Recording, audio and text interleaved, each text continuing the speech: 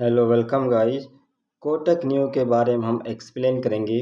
कोटक जो account opening में fees कितनी लगती है, ब्रोकरेज चार्जेस कितना होता है, मेंटेनेंस चार्ज क्या लगता है और अदर टैक्स जितने भी हैं जैसे जीएसटी है या किसी और प्रकार के टैक्स हैं उसके बारे में भी हम एक्सप्लेन करेंगे।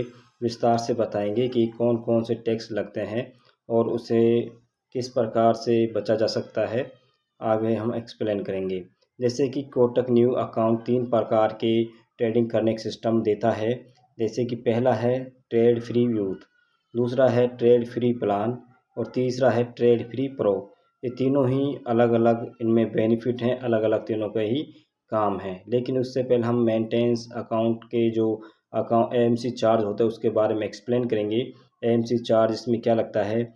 देखो, जो बीएसडी क्लाइंट होते हैं उनके लिए इसमें एक स्पेशल सिस्टम है कि holding value of securities of less than equal to 50 के, यानी 50,000 से जिनकी कम लेन देन है उस पर जीरो ब्रोकरेज चार्ज लगता है, एएमसी चार्ज लगता है। और जिस पे 50,000 से ज़्यादा करता है, 2 लाख से नीचे, तो उस पर 100 प्लस जीएसटी 1 साल का लगता है।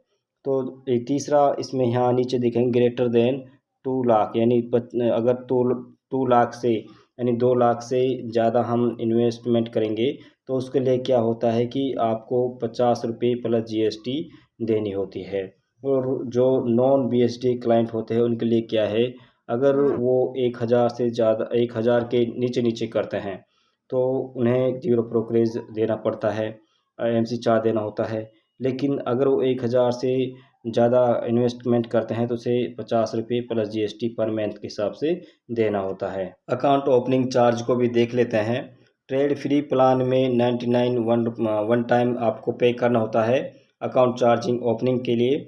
और फ्री जो यूथ के लिए बनाया गया है उसमें क्या है कि ट्रेड फ्री यूथ के लिए जो स्पेशल बनाया गया है, इसमें क्या होता है कि जो फर्स्ट ईयर होता है वो नहीं देना होता। लेकिन जब सेकेंड ईयर चलती है, दूसरी साल चलती है, उसमें क्या है 499 का आपको पेमेंट करनी होती है, अकाउंट ओपनिंग चार्ज देना होता है।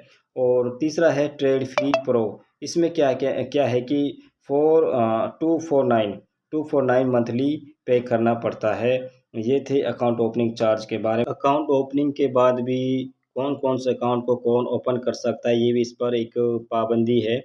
जैसे कि जो फ्री 99 का जो अकाउंट ओपनिंग है, इसे कोई भी कर सकता है, इसमें एज लिमिट नहीं है।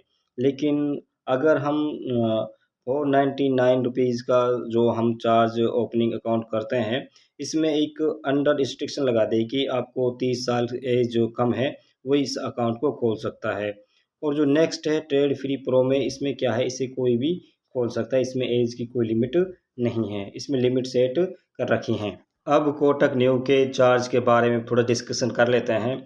जैसे कि फ्री ट्रेड प्लान में डिलीवरी पर कितना चार्ज लगता है, तो डिलीवरी पर 0.25% के हिसाब से और या फिर 20 रुपये के हिसाब से लिए जाते हैं। इंटरडे में 0% ट्रेड है ट्रेड फ्री प्लान में, और फ्यूचर में 20 रुपये और ऑप्शन में 20 रुपये ट्रेड के हिसाब से लिए जाते हैं। और फ्री ट्रेड यूथ में देखेंगे तो डिलीवरी भी फ्री है, इंटरडे भी फ्री है, फ्यूचर भी फ्री है, ऑप्शन में फ्री है, इसमें किसी प्रकार का चार्ज नहीं दिया जाएगा।